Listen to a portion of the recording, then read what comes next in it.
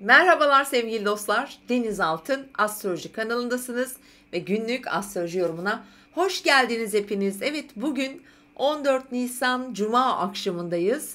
Güzel bir Cuma akşamı diliyorum. Umarım gününüz güzel geçmiştir. Güzel geçiyordur halen daha. Evet, bugün Satürn-Venüs karesi kesinleşti. Önümüzdeki 3 gün daha da etkileri sürebilir. Bunu buradan belirtmek istiyorum değerli dostlarım.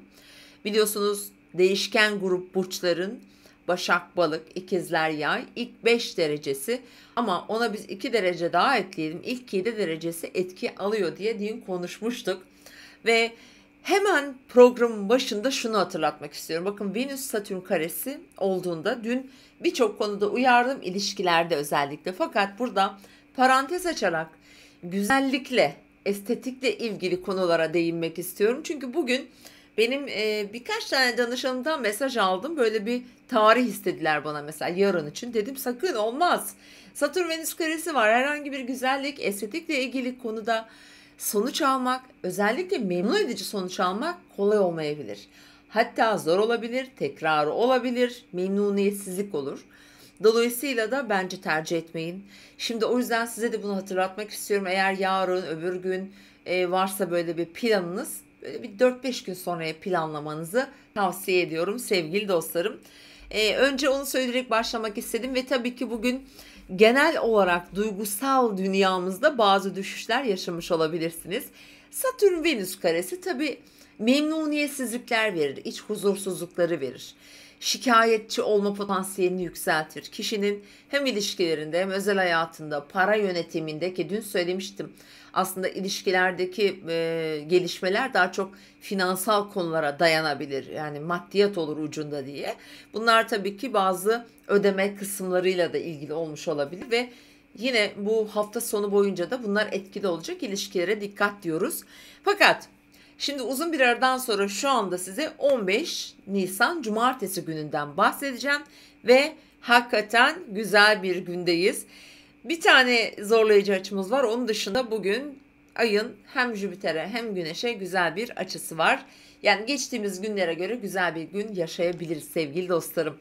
Öncelikle ayın Kova burcunda olduğunu ve tabii ki biraz daha özellikle çevre, sosyal çevre, eşimiz, dostumuz, sosyal platformlar gibi konular, topluluklarla ilgili konular, biraz STK'larla ilgili konular, sosyal projeler diyelim, insan hakları, işte uzay, bilim, astroloji gibi konular daha çok gündemimizde olacaktır ve meraklı olacağız öğrenmeye ve bilimle ilgili konuları kendimizi adamaya. Şimdi arkadaşlar, cumartesi günü güzel bir gün bakın. Özel saatlerimiz de var ama öncelikle şunu hatırlatmak istiyorum. Saat 18-14'e kadar normal güzel açılar var. Ondan sonra ay boşluğa girecek Kova burcunda. Ayın tüm gün Kova'da ama tabii 16 pardon, bazen konuşamıyorum, heyecanlandırıyorsunuz beni. 18-14'ten sonra ay boşlukta olacak arkadaşlar. Şimdi bugün saat 12.35, 13.35, 17.15, 18.15. Bakın, çok güzel saatler var sevgili dostlarım. Ve ayrıca bu gece hemen ayın 15'ine geçtiğimiz saatlerde sabaha karşı ayın Şiron'la da güzel bir etkileşimi var. Saat 2 ile 3-3.30 arası. Çok güzel, şifalandırıcı, fakat sabaha karşı 4, 5, 6 aralarında ayın Uranüs'te bir karesi var. Yani Kova burcundaki ay ne yapacak? Boğa burcundaki Uranüs'e kare yapacak. Biliyorsunuz, sabit grup burçlara ay geldiği zaman bizim için biraz risk potansiyeli artıyor. Şimdi önümüzde de bir hafta kalmış bir tutulma var. Bir hemen aklımıza tabii doğal afetler geliyor. Böyle bir potansiyel oluşabilir açıkçası. Çok güçlü bir ihtimal, olasılık değil, fakat olasılıklar arasında. Çünkü önümüzde yaşayacağımız, yani 20'sindeki tutulma doğal afetlerle ilgili de bir takım konuları gündeme getirebilir. Özellikle daha çok, belki çok bizim ülkemizde olmayabilir ama dünya üzerinde büyük böyle felaketler aslında duyabiliriz. Bundan birkaç ay önce bu yaşayacağımız tutulma haritasının ben paylaşmıştım. Daha çok Pasifik Okyanusu etkilenecek ve o bölgelerde daha çok gözlemlenecek. Zaten Türkiye'den gözlenmeyecek bu yaşayacağımız tutulma, ama yine de Hani bizim Doğu, Güneydoğu Anadolu bölgelerimizde buna benzer konular yaşanabilir. Yağış vesaire, işte deprem, doğal afetler, denizlerle ilgili konular gündemde olabilir açıkçası. Şimdi bu sabaha karşı hani böyle bir açı olunca hemen aklıma onlar geldi ve sizi uyarmak istedim. Ama korkutmak istemiyorum. İlla olacak diye bir şey yok. Olmayabilir. Bu deprem diyoruz ama biliyorsunuz birçok deprem şekli var. Birçok deprem şiddeti var. Ekonomik depremler oluyor, siyasi depremler oluyor hayatımızda. Böyle şeyler liderler arasında ciddi depremler olabilir. Bunları zaten bekleyin. Zaten şu anda tutulma artık konusuna girdik sayılır.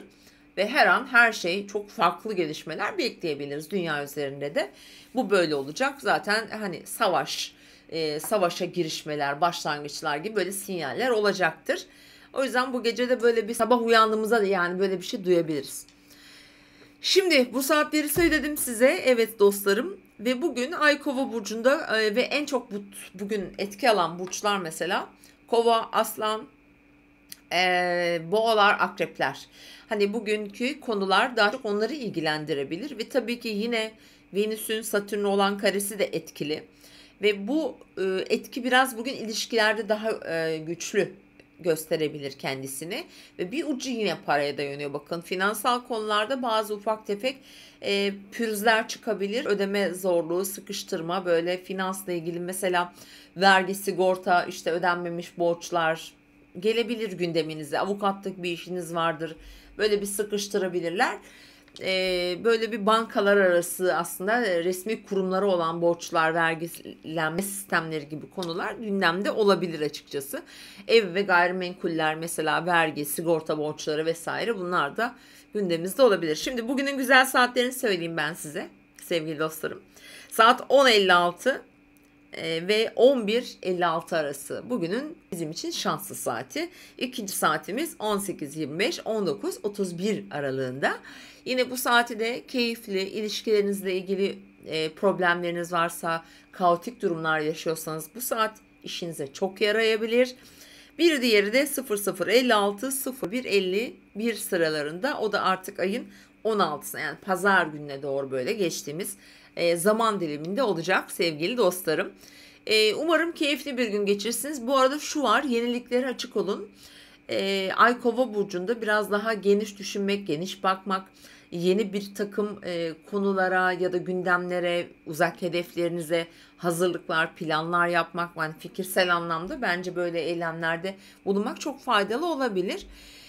Bugün çünkü Plüto Kova'da, yani 12 Haziran'a kadar burada duracak ya, bu bizim için çok önemli, çok değerli bir şey, çok kıymetli. Çünkü artık 2024'ün sonundan sonra önümüzdeki 20 yılı şekillendirecek bir seyahatten bahsediyoruz. Türkiye, dünya, bizim kendi haritalarımızda bizi değiştirecek, dönüştürecek, insanlık adına çok önemli bir dönüşüm getiriyor. Sevgili dostlarım, evet, bugünün sağlıkla ilgili konularına da biraz dikkat edin lütfen.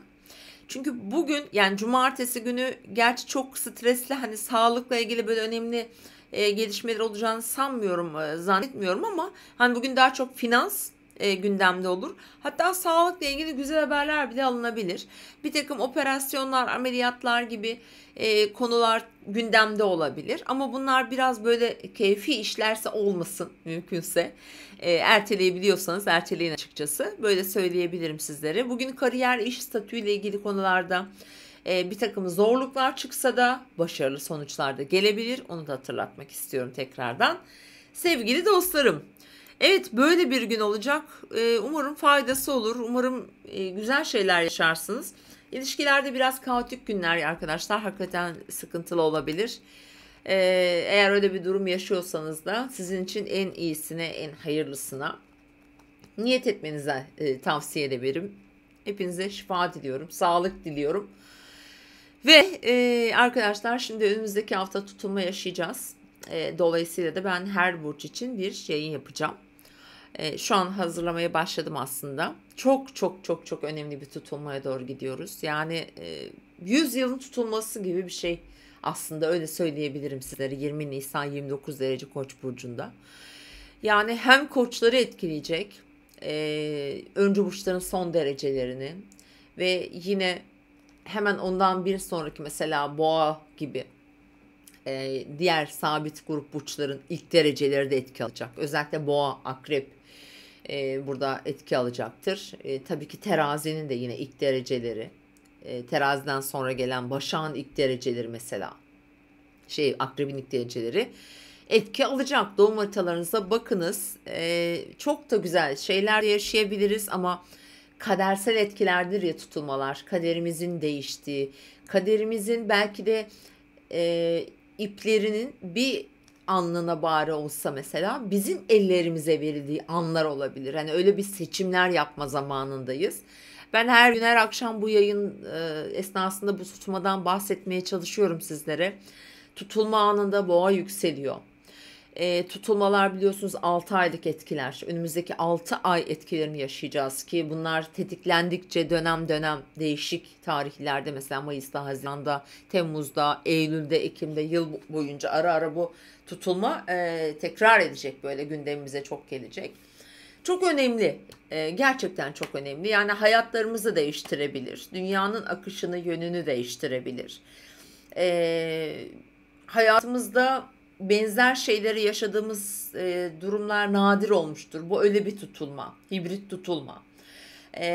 Çok dalgalı bir tutulma. Birçok yerden farklı alanlarda gözlemlenecek. Ama dediğim gibi en çok da o Pasifik tarafında daha çok etkisi olacaktır. Çünkü nerede görüntüleniyorsa, nereye en çok yansıyorsa tutulmanın etkileri orada daha çok güçlü ortaya çıkıyor ve daha çok doğal afetleri meydana getiriyor. Mesela işte depremdir, sularla ilgili konuları, tsunami'leri mesela mutlaka getirecektir ki farkındaysanız Suudi Arabistan gibi bir ülkede dün mü ne paylaştım, gerçekten şöyle şeyler yağıyor ya, dolu yağıyor yani. Yani suya hasret, yağmurun yağması için duaları çıkan bir ülke, bir millet şu anda sel baskınları altında. Yani iklimde ciddi değişiklikler var. Dolayısıyla işte bu tutulma da böyle bir çok önemli bir döngüyü harekete geçirecek. Ve tabii ki bu akslarda devam edecek. 2024'te de devam edecek bu tutulma. 2025'e de sarkacak hatta. Tabii önemli bir şey daha var arkadaşlar. Burada yine doğum haritalarınıza bakınız lütfen. Şimdi düğümler de artık burç değiştirecek. Şu anda boğanın ve akrebin artık son derecelerine doğru yaklaşıyorlar. Şimdi düğümler de bahar ayından sonra artık onlar da Koç ve Terazi aksına geçecek. Dolayısıyla güneş tutulmaları zaten o aksta meydana geliyor. Mesela bundan sonraki güneş tutulması sonbaharda olacak ve 21 derece Terazi burcunda olacak. Bu da çok önemli. Şimdi bu ayın 20 Nisan'da yaşayacağımız bu 2023 yılının ilk tutulması, yani ilk güneş tutulması ve ikinci güneş tutulması da 21 derecede Terazide olacak. Yine mesela bu tutulmadan etki alan burçlar arasında teraziler var ya, işte terazilerin de ve yine diğer hava grubu burçları mesela ikizler, kovalar çok önemli bir döngüden geçiyorsunuz. Siz de geçeceksiniz yani. Ve tabii ki diğer öncü grup burçlar, hani onlar biraz daha iyi etki alabilir, olumlu yönde etki alabilirler. Fakat öncü burçlar çok kadersel şeyler yaşıyorsunuz. Yani hayatında ülke değiştirmek, meslek değiştirmek, tamamen inançları, hayata bakışını değiştirmek gibi çok önemli etkileri olacaktır. Hani haritalarınıza bakın. 29 derecede neler var? 21 derecede neler var? Mesela tam olarak 18 derece boğa yükseliyor. Boğada neleriniz var ki? Uranüsyen, yükselen Uranüsyen. Boğanın 16, 17, 18 dereceleri de etki alacak bu tutulmadan. Ve Başak Balık aksı da etki alacak arkadaşlar. Gerçekten çok yönlü bir tutulma. Hayatımıza çok önemli şeyler getirecek. Umarım farkındalığımızı yükseltir. Umarım hayatımızda yeni kapılar açacak ki açacaktır. Yani tutulmalar mutlaka yeni kapılar getirir ve açar. Yalnız şunu da hatırlatmak istiyorum. Tutulmaların çok önemli bir unsuru daha var. Kadersel dediğim gibi. Genellikle böyle kayıplar da yaşatır. Şimdi astrolojik olarak şöyle bir şey söylemek istiyorum. Mesela yine astroloji derslerinde arkadaşlarım, astroloji benden ders alanlar hatırlarlar, varsa aramızda izleyen şu anda. 2 yıldır vermiyorum ama sonbaharda başlayacağız nasipse. Mesela bir kişinin hayatında çok önemli bir döngü yaşanıyorsa, mesela diyelim ki biz canlıyız değil mi? Hayatımız sonlanıyor. Bir ölüm denen bir şey var sonuç olarak mesela. İşte kayıplarla da ölümlerle de ilişkili.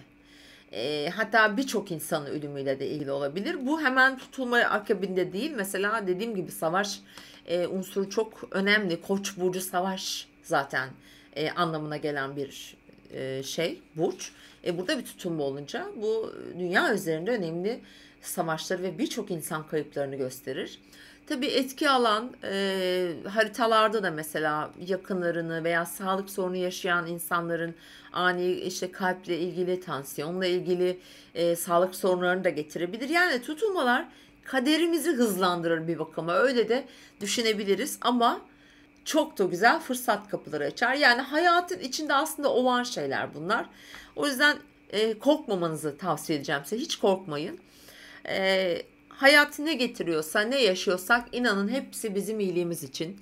Olması gerekenleri getiriyor. Korktuğumuz ne varsa başımıza o geliyor. İşte tutulmalar da biraz bizim kaçtığımız şeyleri getiriyor bize. Öyle de değerlendirebiliriz açıkçası. Umarım güzel fırsatlar getirir ve iyi değerlendirirsiniz. Diliyorum sevgili dostlar. Böyle spontan bahsettim birazcık size. Tabii detaylarından da bahsedeceğiz. Kendinize iyi bakın. Tekrar görüşmek üzere. Mutlu bir cumartesi diliyorum efendim.